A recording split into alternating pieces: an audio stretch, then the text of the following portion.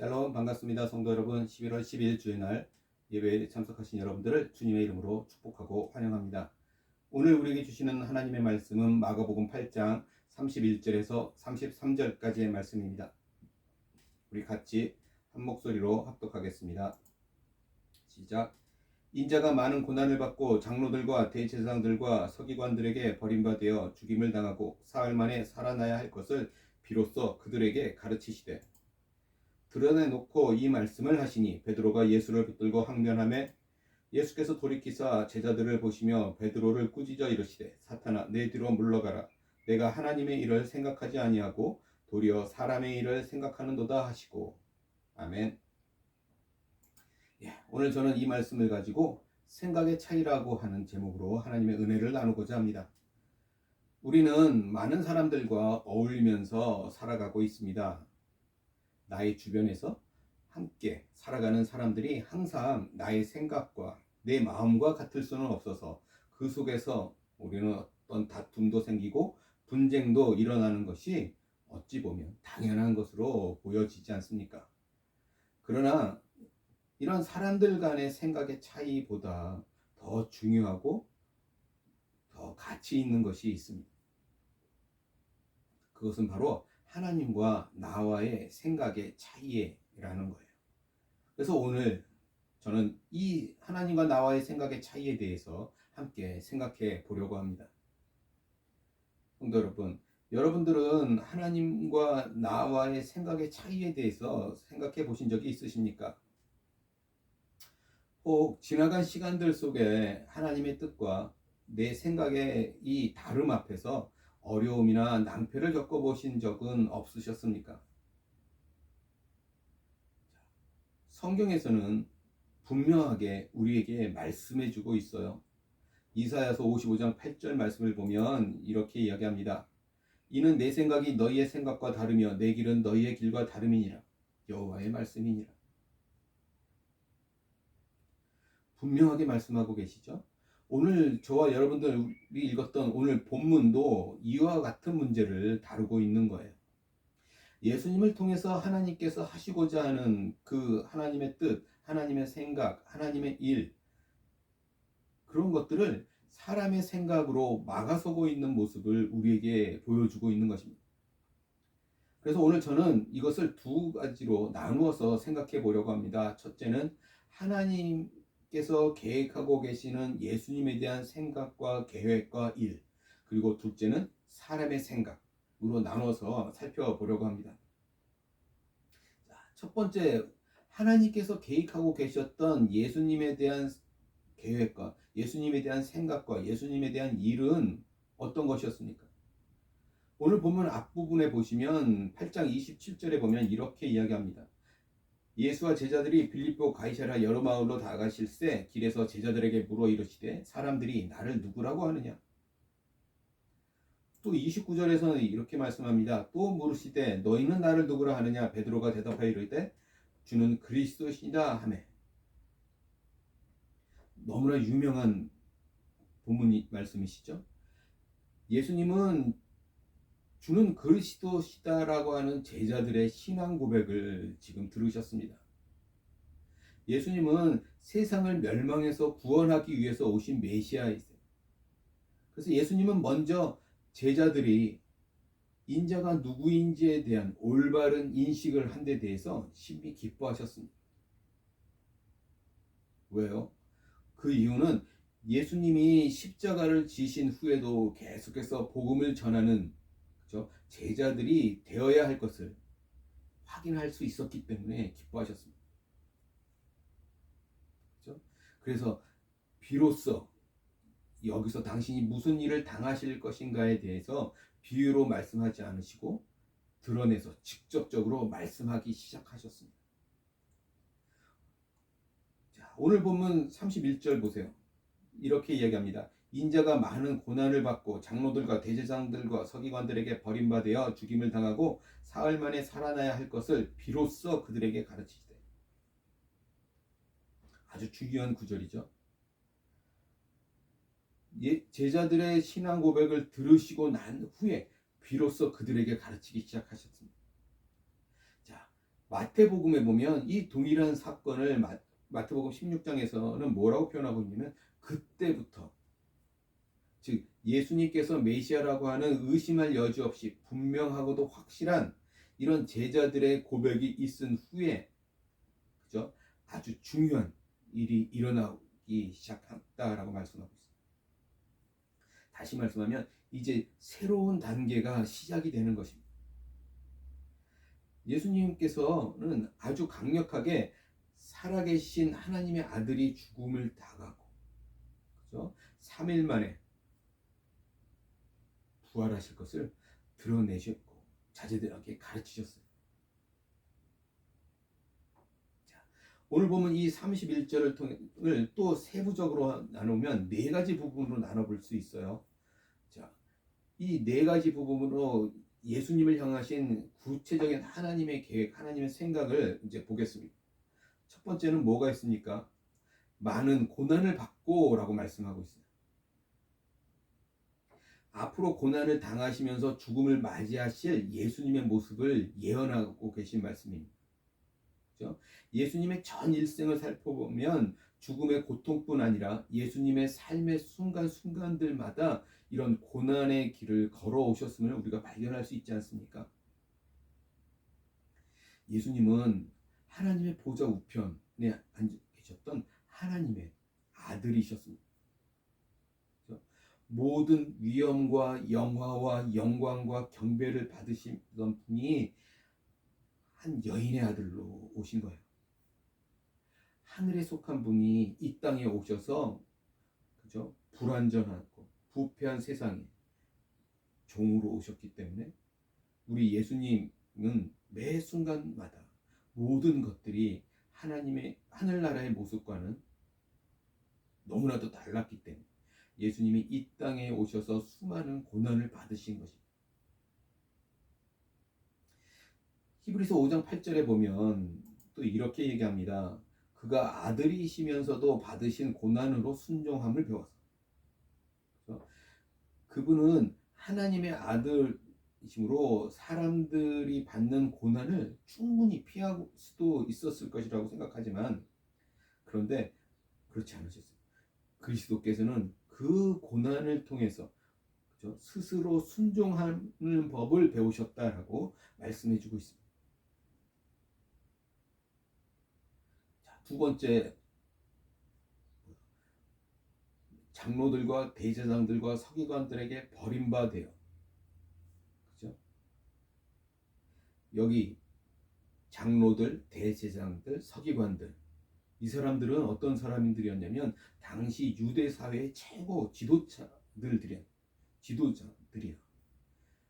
또 이들은 사내들인 공회의 구성원들이었어. 자, 이들에게 버림을 받아 죽게 될 것이라고 말씀하셨어요. 그것은 뭐예요? 이 예언과 같이 예수님은 그들의 시기와 질투와 미움을 받아서 배척을 받고 그리고는 십자가에 못 박혀 죽게 됩니다. 당시 장로들, 대제사장들, 이 서기관들은 그렇게 예수를 죽이고 자신들이 하나님 앞에 잘했다라고 생각할 수 있었겠지만 결국은 그들은 사탄의 행동대원, 사탄의 하수인 노릇을 한 것이었다라는 사실이에요. 사탄이 그들 속에서 예수를 죽이게끔 역사했기 때문이라는 것이죠.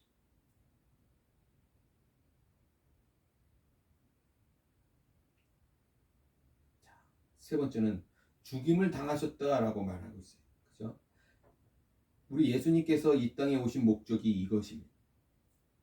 우리 인간들의 죄를 대속해 주시기 위해서 그분께서는 이 땅에 오셔서 우리들의 죄를 친히 짊어지시고 십자가 위에서 죽으셨습니다.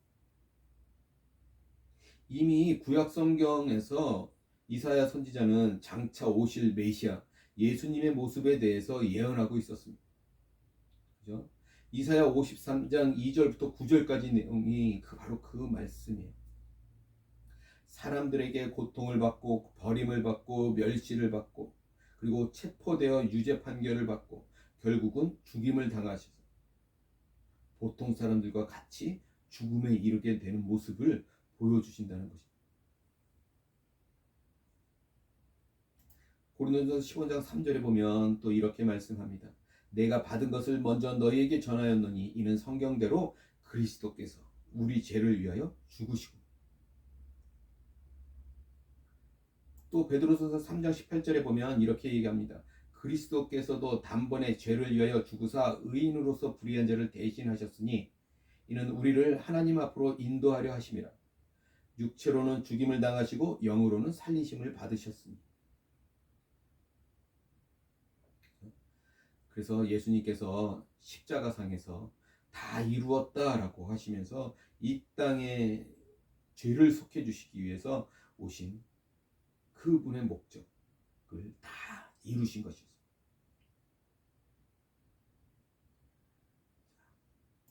31절 다시 보세요. 마지막 네 번째는 뭐예요? 사흘 만에 살아나야 할 것을 비로소 그들에게 가르치시다. 살아날 것을 예언하셨습니다. 예고하셨어요.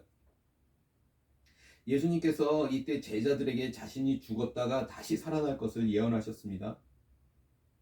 그러나 제자들은 이 말을 온전히 이해하지 못했어요. 왜냐하면 그 누구도 죽었다가 다시 살아난 사람이 한 번도 없었기 때문에 그래요. 그죠? 죽지 않고 영원히 산 사람도 없었기 때문입니다. 결단코 이런 종류의 일이 역사에 없었습니다. 당연히 이해하지 못한 것이죠. 그러나 예수님께서는 십자가에서 죽으셨고 그분은 무덤에 매장되셨습니다.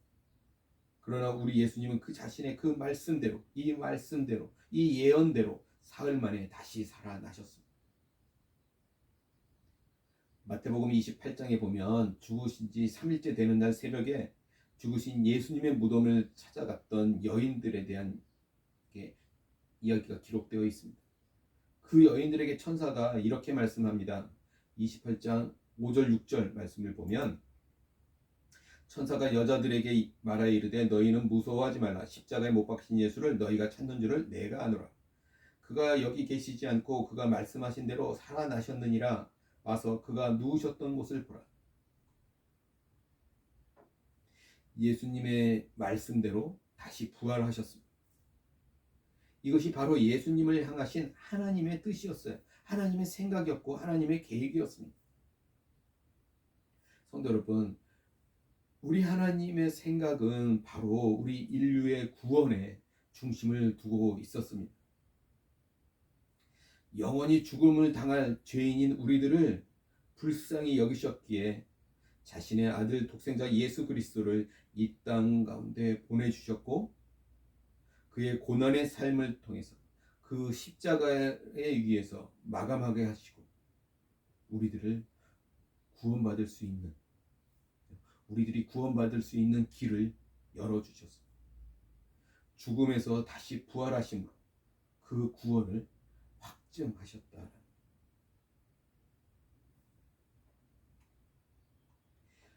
죽으심으로 생명을 우리들에게 주신 우리 예수님, 그 사랑에 날마다 우리가 감격하고 또 감사하는 삶을 살아가는 저와 여러분 모두가 되시기를 주님의 이름으로 간절히 소원합니다.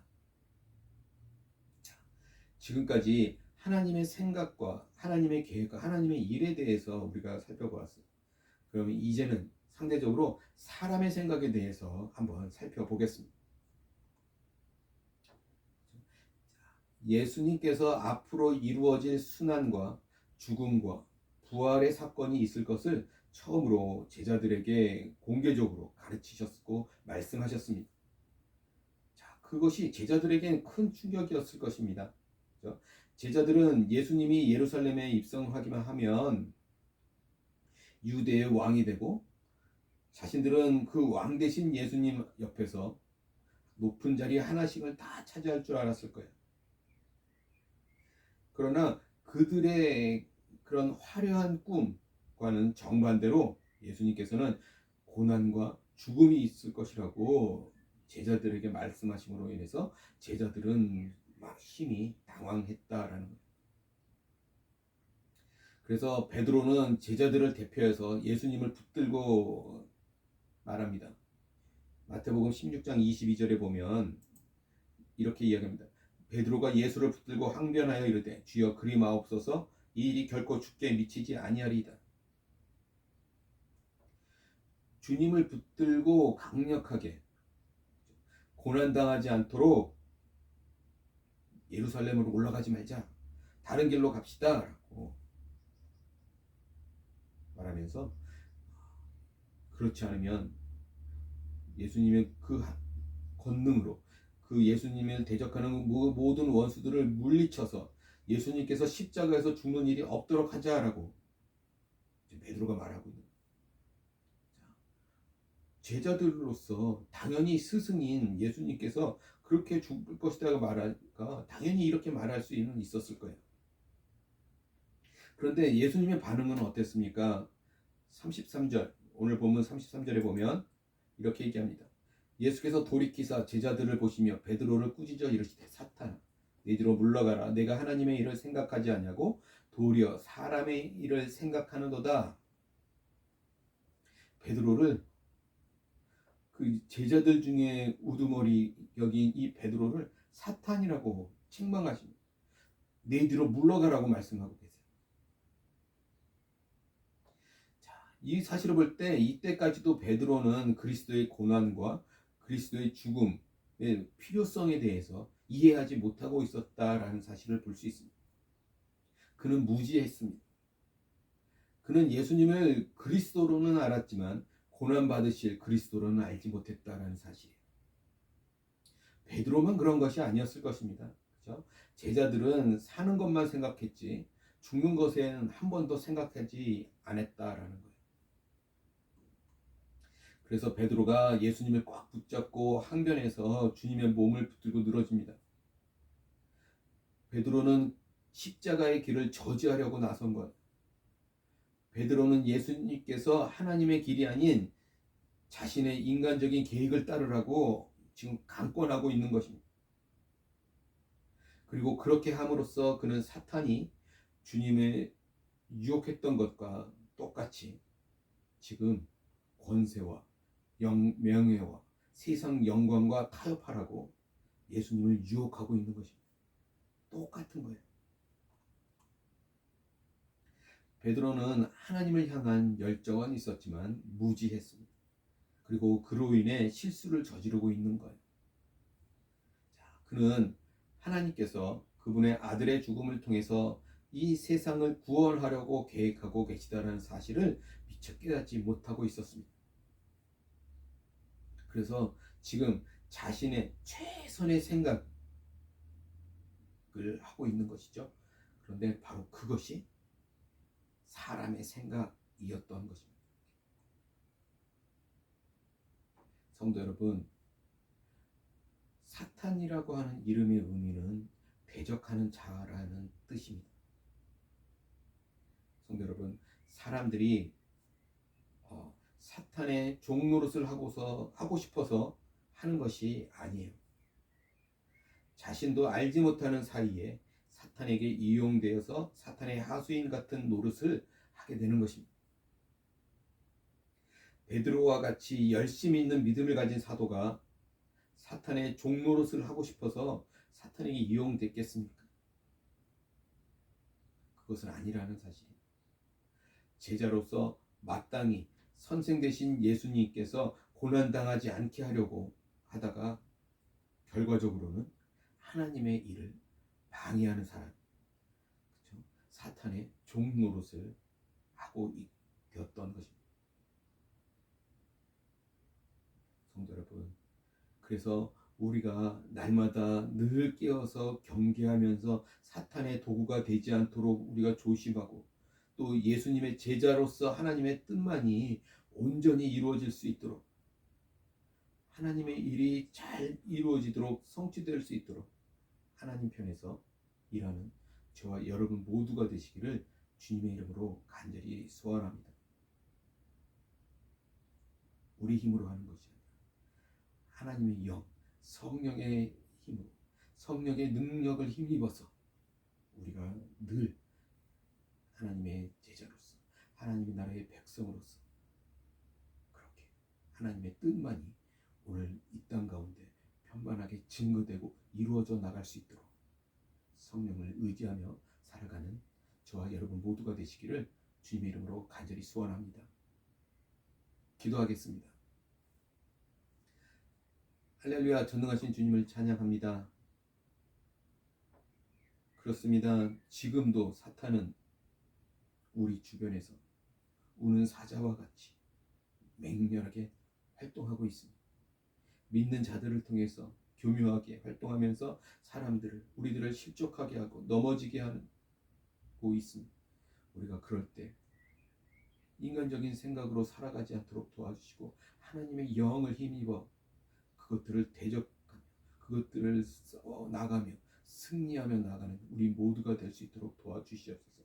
우리가 성령을 의지할 때 우리가 능히 이겨낼 수 있음을 하나님 아버지 또한 믿습니다. 우리가 날마다 깨어있지 못하면 우리도 어느 한순간 넘어질 수 있음을 깨닫게 하시고 교만하지 않게 하시고 날마다 깨어서 주님 앞에 엎드려 기도하게 하시고 성령의 성령으로 충만한 그렇게 복된 삶을 살아갈 수 있고 능력의 삶을 살아갈 수 있는 우리 모두가 될 수 있도록 도와주시옵소서. 감사하며 우리 주 예수 그리스도를 받들어 간절히 기도드리옵나이다. 아멘.